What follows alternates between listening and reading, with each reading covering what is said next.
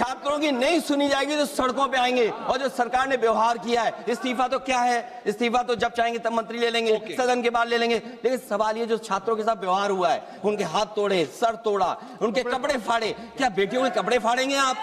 हम और राहुल जी थे। अध्यक्ष महोदय, हम मजबूरी में गए हैं प्रधानमंत्री के आवास पर। अगर आप सुन लेते हैं यहाँ पर तो हम नहीं जाते। क्या प्रधानमंत्री स्टेटमेंट नहीं दे सकते हैं? युवाओं के लिए आप बाहर बोल सकते हैं, सदन में क्यों नहीं बोल सकते हैं आप? माननीय सदस्यगण, संसदीय मंत्री जी, आप कुछ बोलना चाहते हैं?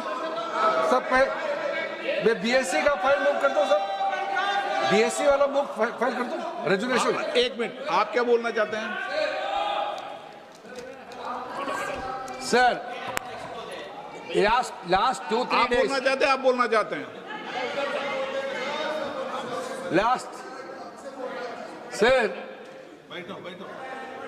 the entire nation is paining now.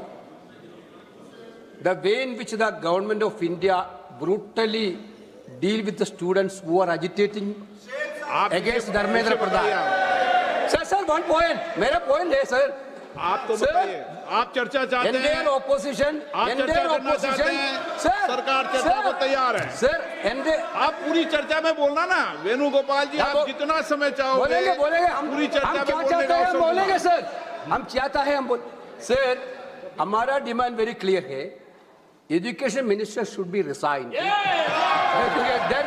Then one more point. आप चर्चा में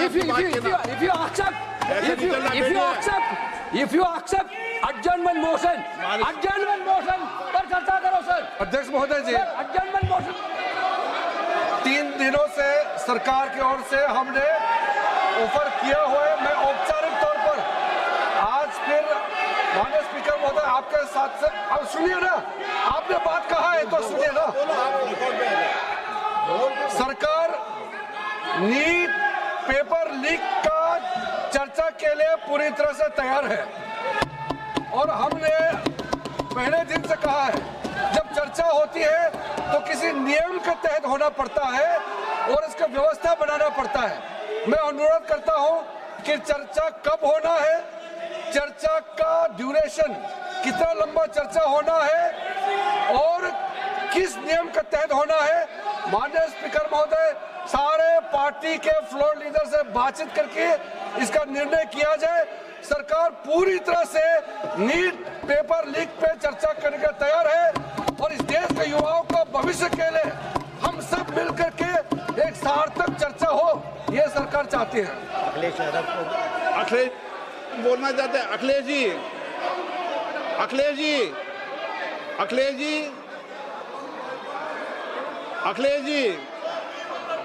महोदय, अध्यक्ष महोदय, आपको नहीं बोलने दे रहे। अध्यक्ष महोदय, अखिलेश जी, आपको नहीं बोलने दे रहे। ये मुद्दा कांग्रेस, समाजवादी पार्टी, बीजेपी का नहीं है।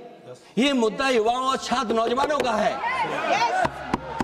आपने इनको बुलवा दिया, क्या समझौता कर लिया आपने? क्या आपने क्यों नहीं बोलने दिया हमें? अध्यक्ष आपको मैंने बोलने के लिए कहा, एक मिनट प्लीज। नहीं, आपने समझौता क्यों कर लिया फिर? हम लोग का बात भी अखिलेश जी, नहीं, छात्र नौजवान क्या केवल? अखिलेश जी, एक मिनट। नहीं अध्यक्ष महोदय, ये पक्ष ठीक नहीं है अध्यक्ष महोदय। ये युवा छात्र नौजवान हम सब के हैं, हम सब लड़ रहे हैं